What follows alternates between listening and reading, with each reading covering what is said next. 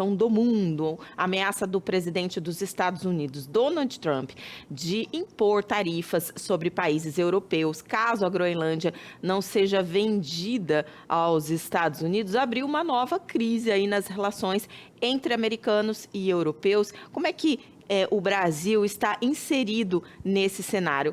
Aliás, Trump, né, ele voltou a demonstrar interesse pela maior ilha do mundo logo após a operação americana que levou à captura de Nicolás Maduro, o presidente da Venezuela, lá no dia 3 de janeiro. Na internet, esse assunto está bombando, gente. Repercute até com conjecturas sobre uma possível terceira guerra mundial. Enfim, as fake news também rolando solta. Por isso, a gente convidou hoje o professor de Direito Internacional da PUC, ele que também coordena a especialização em Direito Internacional e Direitos Humanos da PUC, Rudá Batista, para analisar conosco. Primeiramente, muito obrigada pela presença e vamos tentar esclarecer o máximo possível aí nesse tempo que a gente tem, professor. Eu agradeço, bom dia a todos. Esclarecer sempre é importante, né? Então, assim, para a gente fazer um cenário real, é possível os Estados Unidos tentar invadir, de fato, a Groenlândia? Ele colocou um prazo nessas novas tarifações para a União Europeia, né? A gente vê que já é agora, em fevereiro, um primeiro momento dessas tarifas. Acredito que nesse primeiro momento ele vai usar essa pressão tarifária, mas muito provavelmente, caso haja ali um desconforto da União Europeia, uma manutenção da Dinamarca, a gente provavelmente possa ter uma tentativa mais agressiva dos Estados Unidos de invadir realmente esse território da Dinamarca, a Groenlândia. O Rudá, nesse caso, como que o direito internacional está tratando isso?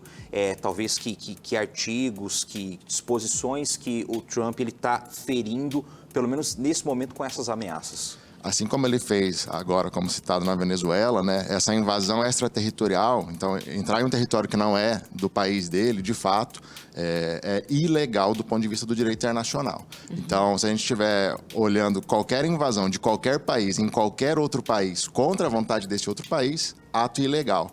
Hoje a gente tem a ONU como fiscal dessas situações, onde de fato tratados internacionais indicam não só a ilegalidade, mas uma necessidade de um contra-ataque, uma necessidade de parar com essas invasões territoriais. Mas em se tratando, né, de Estados Unidos, o país mais poderoso do mundo aí, como é que seria freado? Até porque o Donald Trump parece que não tem freio, né?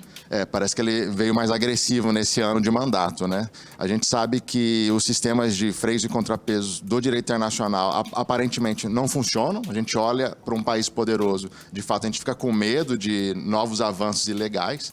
O direito internacional tem instrumentos para tentar frear esses novos avanços, mas eles são lentos. Eles dependem não só do direito, mas de diplomacia, de trocas de informações honestas. Então, esse movimento ele não é do dia para a noite, ele depende de muito tempo de negociação para dar certo.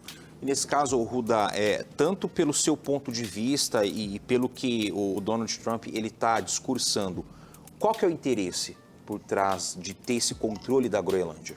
Bom, a indicação de primeiro momento é uma expansão para tentar ampliar a área de proteção dos Estados Unidos. Ele quer criar o Domo de Ferro dos Estados Unidos, que é justamente uma tecnologia nova que custa mais ou menos $1 trilhão, onde ele vai instalar uma capacidade de proteger toda a extensão territorial norte-americana, fazendo com que qualquer míssil ou qualquer outro armamento bélico seja, de fato, impossibilitado de ingressar a esse território. Então, ele precisa da Groenlândia para terminar essa instalação tecnológica do Domo de Ferro norte-americano. E também tem a questão de ser um território com muitas riquezas minerais aí para produção de chips, inclusive. Sim, aí o segundo ponto principal, né, indicado é justamente essa exploração de minerais, ainda incerto e, na verdade, do ponto de vista até dos norte-americanos, com uma ressalva de talvez um investimento por ser uma região hostil, né, de mais de 90% de área tomada por gelo, dificuldades muito grandes para você conseguir chegar nesses minerais, mas, de fato, é um segundo ponto de vista para explorar a área. E como que, por exemplo, a própria Rússia, a China também, eles estão analisando tudo isso? Uma das justificativas, a terceira, do Donald Trump de ter o território da Groenlândia em favor dos Estados Unidos é justamente para defender de eventual invasão da Rússia e da China. Porque né? Fica do lado leste ali, oeste tem o Alasca, pelo menos, que já é deles, né? Com certeza. Então, do ponto de vista de demonstração internacional, Rússia e China não indicaram que vão invadir ou que querem fazer uma tentativa agressiva de expandir o território para a Groenlândia. Então, me parece que essa terceira justificativa é um pouco mais fraca, vamos assim dizer. Rudá, agora o nosso telespectador pode estar dizendo, mas o que eu tenho a ver com isso? Queria que você contextualizasse, inclusive falando um pouquinho de tarifas, né? Porque a partir do momento que tem alguma tarifação na Europa, isso poderia beneficiar o Brasil de alguma forma? Se a gente for ver, hoje, esse anúncio do Donald Trump é de atingir 8 países na Europa, então não é toda a União Europeia, que tem 27 países, são todos os produtos, então 10% sobre todos os produtos importados e exportados, né? União Europeia versus Estados Unidos. Se você olhar o cenário do comércio internacional, se você tem uma tarifa maior para um produto que vem da Europa e o Brasil também vende esse produto, então provavelmente aquele importador americano vai preferir o produto brasileiro porque tem uma tarifa menor. Ou vice-versa, né? Se a gente aumenta a tarifa brasileira, como foi feito pelo Donald Trump em alguns momentos anteriores, a União Europeia também tem esse produto, então ela prefere comprar. E isso na balança comercial do Brasil, afetado diretamente. Então, se você não exporta mais aquele produto que é a alma da sua balança comercial, você tem, obviamente, uma desestruturação da economia brasileira. Então, tem inflação, você tem a perda do poder econômico brasileiro para com países como Estados Unidos e outros da União Europeia. Então, afeta diretamente a balança comercial brasileira e, por óbvio, afeta o nosso bolso.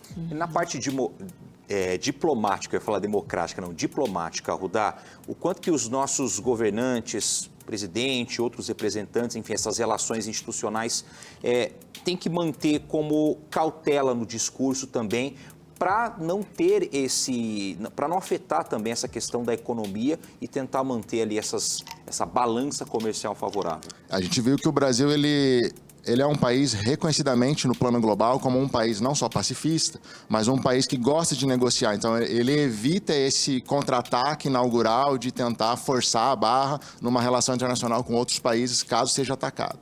E isso é um bom sinal para o Brasil, para o brasileiro, porque a nossa primeira resposta é tentar negociar para superar a eventual crise de Donald Trump, União Europeia. Então, nós nos colocamos à disposição para negociar. E isso faz com que a gente tenha uma margem boa de sucesso. Veja essa sobretaxa que teve dos Estados Unidos por um tempo, por óbvio e legal, mas na fase diplomática, que é essa negociação, então, entre os representantes dos Estados, o Brasil se saiu bem.